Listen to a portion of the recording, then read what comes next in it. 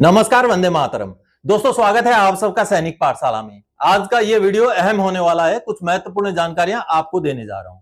दोस्तों, IAFBA द्वारा दिए जाने वाला सम्मान राशि या गरिमा राशि के जो रेट है, जो दर है, उसमें बदलाव किया गया है, बढ़ोतरी की गई है। 1 जून 2026 से ये लागू है। 25,000 रुपए मिलेंगे पूर्व सैनिक के घर वालों को। इसके बारे में आगे आपको जानकारी दूंगा। लेटर जारी हुआ है, वो लेटर दिखा करके समझाऊंगा। इसके साथ ही साथ स्पर्श द्वारा पेंशन का एडवांस इंटीमेशन का मैसेज बहुत सारे पेंशनर्स को अभी तक नहीं मिला है, तो ऐसे में पेंशनर्स चिंतित हो रहे हैं। इसको लेकर आगे जानकारी दूंगा कि क्या जिनको पेंशन का मैसेज नहीं मिला है उनको पेंशन भी ना मिले, ऐसा हो सकता है, या तो स्पर्श की तरफ से यह पेंशन का मैसेज देरी होने का क्या कारण है। क्या पेंशन क्रेडिट को लेकर भी आपको चिंतित होने की जरूरत है, वो आगे समझाऊंगा, क्योंकि हो सकता है कुछ पेंशनर्स को पेंशन ना मिले और किन को नहीं मिलेगा वो भी आगे बताऊंगा। इसके साथ ही साथ दोस्तों, 8वें पे मैट्रिक्स का एक कैलकुलेशन आपको समझाऊंगा कि 8वें पे कमीशन में किस तरीके से पे मैट्रिक्स की वजह से बेसिक पे में बढ़ोतरी होगी, तो उससे आगे पेंशनर्स को क्या फायदा होगा, क्योंकि जो मैट्रिक्स आएगा वो तो सर्विस में जो रहेंगे उनको मिलेगा। तो इस वजह से पेंशन में किस तरीके से इजाफा होगा उसका भी आगे आपको एक कंपेयर करके डिटेल्स बताऊंगा, समझाऊंगा। इसके साथ ही बहुत सारे पेंशनर्स के स्पर्श के पीपीओ में कई सारी गलतियां हैं। किसी का डेट ऑफ बर्थ गलत है, किसी का नाम गलत है, किसी का बच्चों का डिटेल्स गलत है, किसी का एड्रेस गलत है, तो उसको कैसे सुधारें, इसको लेकर भी आगे जानकारी हासिल करेंगे। तो चलिए, वीडियो बेहद महत्वपूर्ण होने वाला है, इसलिए आपसे गुजारिश है पूरा वीडियो को ध्यान से देखिए, क्योंकि सही जानकारी में अगर आप थोड़ा सा समय लगाकर भी जानकारियां हासिल करेंगे तो जिंदगी में आप ही को काम आने वाली है। चलिए अब आगे बढ़ते दोस्तों। जैसे आप सबने देखा, सबसे पहली जानकारी, अब 1 जून 2026 से IAFBA से 25,000 सम्मान राशि मिलेंगे घर वालों को। जी हां, जैसे IDLRS के तहत पूर्व सैनिक की मृत्यु होने पर आर्मी वालों को URC की तरफ से घर वालों को एक सम्मान राशि मिलता है लास्ट राइट के लिए, अंतिम संस्कार के लिए। उसी तरीके से एयरफोर्स वाले पूर्व सैनिकों के लिए भी यह लागू है। तो इसको लेकर के एक अहम जानकारी, एक अहम लेटर सामने आया है, उसको देखते चलिए। दोस्तों, ये सामने आप एयरफोर्स एसोसिएशन का 22 जून 2026 का एक लेटर देख पा रहे हैं, जो बेहद अहम लेटर है, जो सम्मान राशि की बढ़ोतरी को लेकर के लेटर जारी किया गया है। लेकिन इस सम्मान राशि का क्लेम का भी कुछ तरीका बताया गया है। जी हां, आप देख पा रहे हैं, सबसे पहले तो discontinuation of AFA x gratia payment and enhancement of IAFBA Garima grant, यानी कि जो AFA द्वारा, एयरफोर्स एसोसिएशन द्वारा एक्स ग्रासिया का पेमेंट दिया जाता था, उसको बंद कर दिया गया है। इसके बजाय इंडियन एयरफोर्स बेनिवोलेंट एसोसिएशन द्वारा जो गरिमा ग्रांट दिया जाता है उसमें बड़ी बढ़ोतरी कर दी गई है। जी हां, इसी को जानकारी देते हुए यह लेटर जारी किया गया। आप देख पा रहे हैं, अगर एयरफोर्स के जो पूर्व सैनिक हैं, जो कि एयरफोर्स एसोसिएशन के अगर सदस्य हों, उनकी मृत्यु पर एयरफोर्स एसोसिएशन उनको 15,000 रुपए गरिमा ग्रांट दिया करती थी, जिसको DLRG भी कहा जाता है। लेकिन अब एयरफोर्स एसोसिएशन का सदस्य होना बाध्यतामूलक नहीं है। इसमें कुछ परिवर्तन करते हुए उस ग्रांट की राशि को भी बढ़ा दिया गया है। अब ये जो राशि है, अब ये 15,000 ना होकर के 25,000 कर दिया गया है और इसका भुगतान IAFBA द्वारा किया जाएगा। दोस्तों, पूर्व सैनिकों की मृत्यु होने पर जिस तरीके से कैंटीन के थ्रू से आर्मी वालों को जो है एक सहायता राशि दी जाती है, जिसको अंतिम संस्कार के लिए एक ADLRS जिसको कहते हैं, एश्यूर्ड लास्ट डिसेंट राइट सिस्टम, उसी के तहत एयरफोर्स वालों को जो पैसा मिलता है वो है ये air force, Indian air force benevolent association द्वारा दिया जाने वाला ये 25,000 रुपए। अब 15,000 के बजाय ये 25,000 हो गया और ये लागू रहेगा 1 जून 2026 से। यानी कि जो पहले AFA की तरफ से 7,500 रुपए मिलता था, अब वो बंद हो गया है। इसके बजाय सीधा सीधा 25,000 रुपए मिलेगा और ये मिलेगा IAFBA की तरफ से। लेकिन इसको क्लेम करने का भी कुछ तरीका यहां बताया गया है, क्योंकि पूर्व सैनिक, जो भी एयरफोर्स वाले पूर्व सैनिक हैं, इस क्लेम को लेकर के चले जाते हैं URC में, जहां से उनको मना किया जाता है और उनको दिक्कतों का सामना करना पड़ता है। तो ये जानकारी इस लेटर के जरिए दी गई है कि in the case of Indian army veteran this grant is given by the URC, We have been receiving representation in the past from NOK of some air veteran that they have been refused this grant by the Army URC from where the late veteran had been availing of the CSD services. यानी कि Indian army वाले veteran का तो यूआरसी दे देता है, लेकिन air force वाले कुछ ऐसे एनओके हैं जिनसे हमें यह कंप्लेंट मिला है कि जिस यूआरसी से, जिस कैंटीन से वो कैंटीन सुविधा लेते थे, वहां से ये पैसा उनको देने से मना किया गया है। जबकि रूल क्या बोलता है, देखिए, it is requested that the air veterans may please be apprised that in the case of air veteran this grant is given by IAFVA and not by the URC। साफ कर दिया गया है कि इंडियन एयरफोर्स के पूर्व सैनिक की मृत्यु होने पर जो ये गरिमा राशि या जो ये सम्मान राशि दी जाती है 25,000 रुपए, जिसको अभी कर दिया गया है, वो IAFVA द्वारा दिया जाएगा, ना कि URC द्वारा। Therefore the NOK should not expect the local URC to give them this grant। यानी कि लोकल जो आपका URC है वो आपको ये ग्रांट देगा, ऐसी आशा ना रखें। आपको ये ग्रांट IAFVA द्वारा दिया जाएगा। इसकी महत्वपूर्ण जानकारी इस लेटर जरिए दिया गया है दोस्तों। चलिए अब अगली जानकारी की ओर आगे बढ़ते हैं। स्पर्श से जून के पेंशन का एडवांस मैसेज नहीं मिला, क्या पेंशन भी नहीं मिलेगा? दोस्तों ये बहुत सारे पेंशनर ने सवाल किया है। पेंशन का एडवांस इंटीमेशन का मैसेज स्पर्श की तरफ से आना शुरू हुआ है, लेकिन बहुत कम संख्या में पेंशनर्स को यह मैसेज अभी तक मिला है। आज 26 तारीख हो गया, अभी तक तो एडवांस इंटीमेशन का मैसेज आ जाना चाहिए था। तो इसको लेकर के बहुत सारे पेंशनर्स चिंतित हो रहे हैं कि क्या हमें स्पर्श द्वारा मैसेज ना मिलने का मतलब आगे पेंशन में तो कोई दिक्कत नहीं होगा, पेंशन समय से क्रेडिट होगा या नहीं होगा। अब स्पर्श द्वारा जो पेंशन का एसएमएस दिया जाता है एडवांस इंटीमेशन का, उसको मैं आपको एक चार्ट के जरिए समझाऊंगा। एक प्रेजेंटेशन मैंने खुद बनाया है, इसके जरिए आपको समझाऊंगा कि किन का पेंशन रुक जाएगा और पेंशन का जो एसएमएस नहीं आता है उसका क्या मतलब होता है। सबसे पहले तो दोस्तों आप समझिए कि हमारा पेंशन प्रोसेसिंग अभी शुरू हो चुका है स्पर्श के अंदर। अब जैसे ही हमारा पेंशन का प्रोसेसिंग यहां से शुरू हो गया स्पर्श में, अब ये आगे दोस्तों ये रहा पेंशन प्रोसेसिंग, अब ये स्टार्ट हो चुका है स्पर्श में, ये प्रोसेस शुरू हो चुका है। अब इसके आगे क्या होगा, अब आगे जैसे जैसे पेंशन प्रोसेसिंग आगे बढ़ता जाएगा वैसे वैसे स्पर्श एसएमएस ट्रिगर करता जाएगा, यानी कि एसएमएस छोड़ता जाएगा। और ये एसएमएस इकट्ठा तो छोड़ेगा नहीं, जिनका जिनका प्रोसेस होता जाएगा उनका उनका एसएमएस छूटता जाएगा। तो अब ये एसएमएस ट्रिगर का काम स्पर्श द्वारा किया जाएगा। इसके आगे क्या होगा, ये एसएमएस जैसे ही ट्रिगर हो जाएगा आपका सिस्टम, स्पर्श सिस्टम बाकी जो नेटवर्क है उसके साथ कनेक्टेड है। क्योंकि मान लीजिए आपका वोडाफोन का आपका सिम है, किसी का एयरटेल का है, किसी का जियो का है, तो एसएमएस तो आपको उसी सर्विस प्रोवाइडर ने आपको देना है। तो जैसे ही यहां से मैसेज ट्रिगर हो जाएगा, स्पर्श का सिस्टम उसको ले जाएगा आकाश में, जहां पर नेटवर्क होता है, क्लाउड में जाएगा। वहां से ये ढेर सारे नेटवर्क्स हैं, यहां से डिवाइड होकर के पेंशनर्स के पास जाएगा। पेंशनर 1, पेंशनर 2, हजारों लाखों की संख्या में जो पेंशनर्स हैं उनके पास यहां से जाकर के डिस्ट्रीब्यूट होगा, यहां से ट्रिगर होता रहेगा। यहां जाकर के जो भी सर्विस प्रोवाइडर है वो अपने अपने सर्विस प्रोवाइडर के हिसाब से पेंशनर को उस मैसेज को सेंड करते जाएंगे। अब देखिए, एक तो प्रोसेस स्टार्ट होना, फिर यहां से मैसेज ट्रिगर होना, फिर मैसेज एक सेंट्रली जगह से जा करके अपने अपने सर्विस प्रोवाइडर के हिसाब से पेंशनर तक पहुंचना। अब ये जो प्रोसेस होता है, इस प्रोसेस में कुछ दिक्कतें हो सकती है। क्या दिक्कतें हो सकती है जिस वजह से आपको मैसेज ना मिला हो? तो वो दिक्कतें मैंने यहां पर reason for non receipt of SMS, देखिए number 1, time taken during pension process, phase wise trigger of message. जब पेंशन का प्रोसेस हो रहा होता है तो इसमें समय लगता है, लाखों की संख्या में पेंशनर्स हैं, धीरे धीरे धीरे धीरे प्रोसेस होता रहता है, 2 से 3 दिन से 4 दिन तक भी लगता है पेंशन प्रोसेसिंग होने के लिए स्पर्श के अंदर।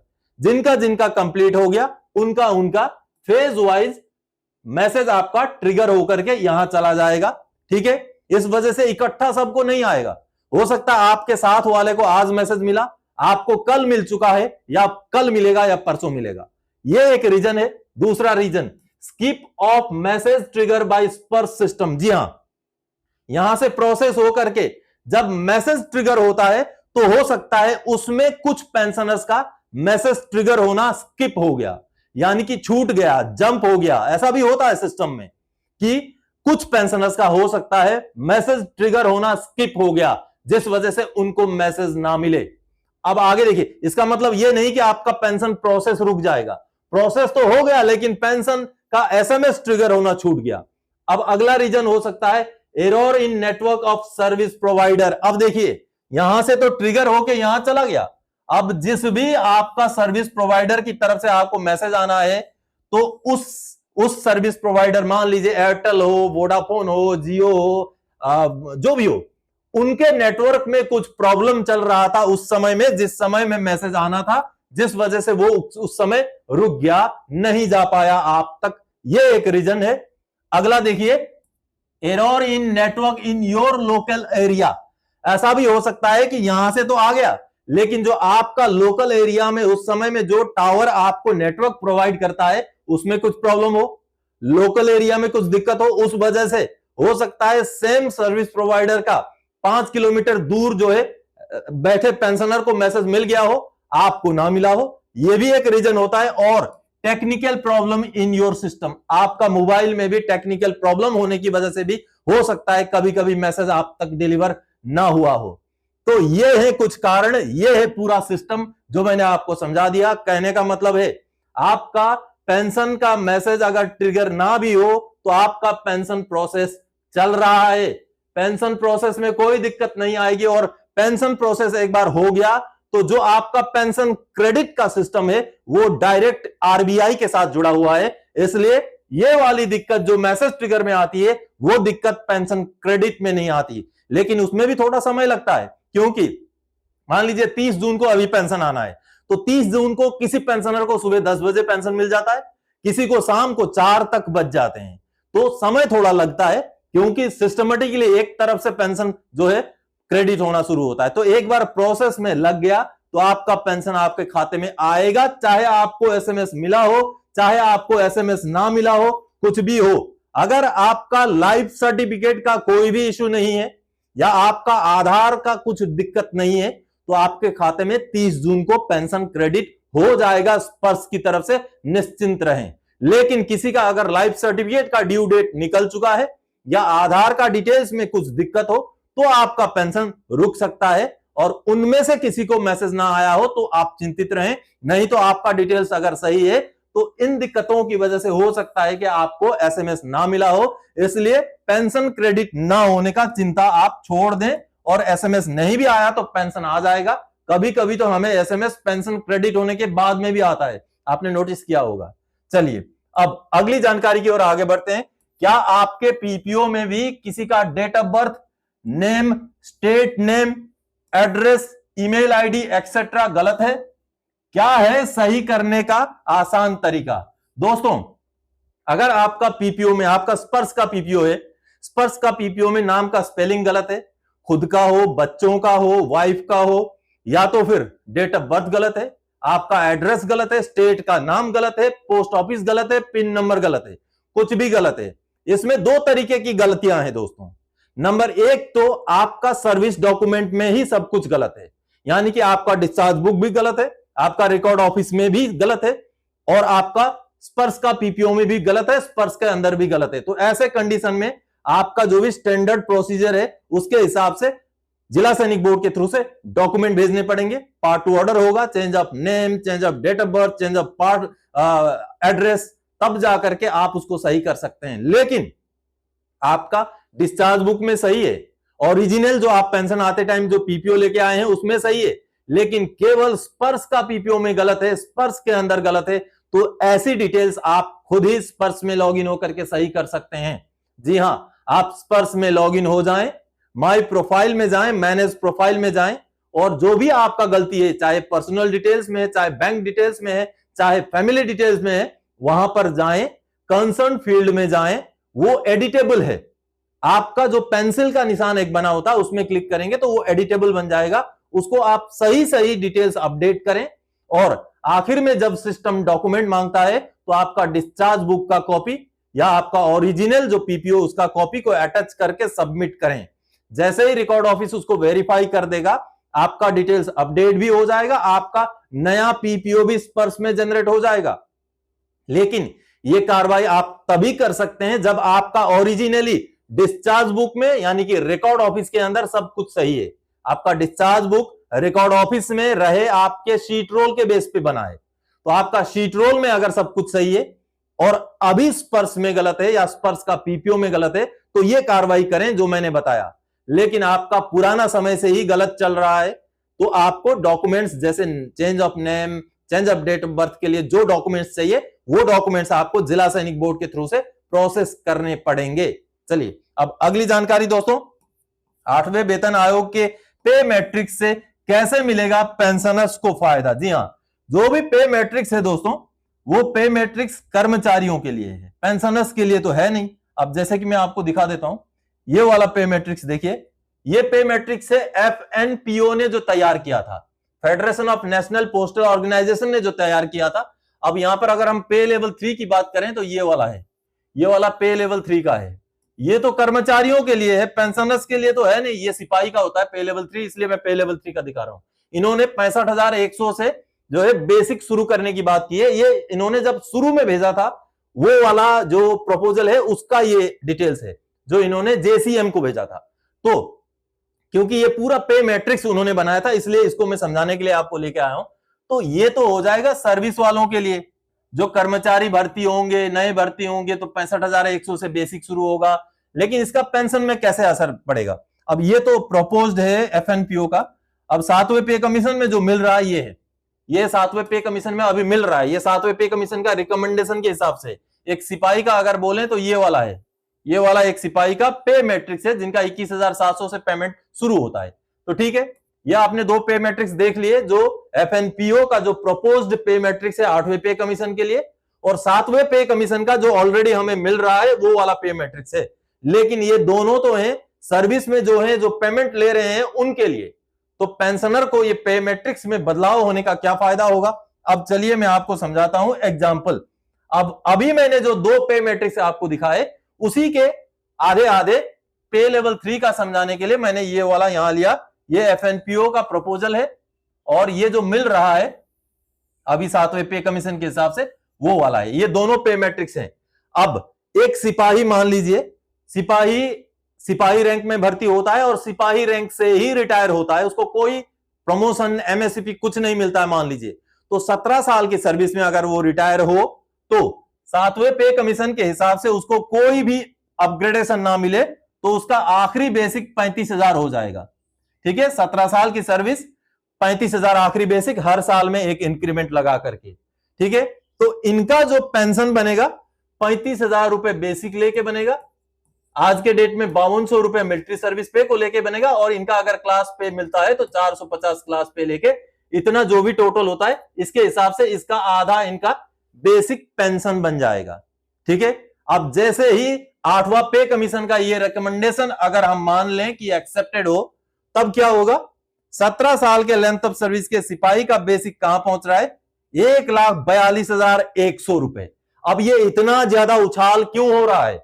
क्योंकि दोस्तों ये जो हर साल का इंक्रीमेंट है इसमें 5% की मांग की गई है, और इसमें हर साल का इंक्रीमेंट 3% मिल रहा है। 7वें पे कमीशन में 3% मिल रहा है और 8वें पे कमीशन के लिए 5% की मांग की गई है। तो 5% जब बढ़ता जाएगा तो ये जाके 17 साल में 1,42,100 बन रहा है, जबकि ये 3% बढ़ा तो 17 साल में 21,700 से बढ़कर 35,000 बना, जबकि 17 साल में 65,100 से बढ़कर के 1,42,100 बन जाएगा। तो अब इसका फायदा कैसे होगा? अब इसका फायदा होगा 1,42,100 तो इनका होगा बेसिक, 1,42,100 इनका हो गया बेसिक। और मान लीजिए मिलिट्री सर्विस पे अगर बढ़ जाता है तो कुछ भी हो, मान लीजिए 15,500 अगर मिलिट्री सर्विस पे हो, और क्लास पे भी मान लीजिए 450 का डबल हम मान लेते हैं 900 रुपए मान लीजिए, तो अब जो बेसिक पेंशन होगा इसके ऊपर होगा। तो ये तो तब होगा जब पेंशनर ये पूरा सर्विस करके जब रिटायर होंगे 8वां पे कमीशन के बाद, तब की बात है। तो आज के डेट के पेंशनर को क्या मिलेगा? दोस्तों आज के डेट के पेंशनर को तो जो फिटमेंट फैक्टर मिलेगा उस पर उनका बेसिक पेंशन गुणा करके मिलेगा, लेकिन जो फौजी पेंशनर हैं, जो डिफेंस पेंशनर हैं, उनको मिलता है ओआरओपी। तो ओआरओपी के जरिए जो भी पेंशनर 8वां पे कमीशन लागू होने के बाद ये वाला स्ट्रक्चर में अगर पेंशन लेकर के आउट होता है तो उनको इस हिसाब से पेंशन मिलेगा। और आने वाले समय में जैसे ही ओआरओपी रिवीजन होगा उस हिसाब से पुराने पेंशनर्स को भी नए पेंशनर के हिसाब से ओआरओपी के जरिए फायदा मिलेगा दोस्तों। तो पे मैट्रिक्स का बदलने का 5% के हिसाब से इंक्रीमेंट मिलने का डिफेंस पेंशनर को तो इस हिसाब से फायदा मिलेगा। लेकिन जो पेंशनर जिनको ओआरओपी लागू नहीं है, वो पेंशनर जिनको मान लीजिए सिविल के पेंशनर हैं, उनको ये पे मैट्रिक्स बदलने का ये 5% ये सीधा सीधा फायदा इस इंक्रीमेंट वगैरह का नहीं मिल पाएगा दोस्तों। तो हमारे लिए खास करके ओआरओपी लागू करके कहीं ना कहीं हर रिवीजन का, पेमेंट का रिवीजन का भी फायदा सुनिश्चित किया गया है, जो फौजियों के लिए, पूर्व सैनिकों के लिए, उनके फैमिली पेंशनर्स के लिए एक बहुत ही अच्छी एक बढ़ोतरी, एक अच्छी सुविधा है ओआरओपी। तो दोस्तों आज के इस वीडियो में इन्हीं जानकारियों के साथ आया था। आने वाले समय में और कोई जानकारीदायक आपसे सरोकार रखने वाला विषय लेके मैं फिर से हाजिर हो जाऊंगा। तब तक के लिए जय हिंद दोस्तों।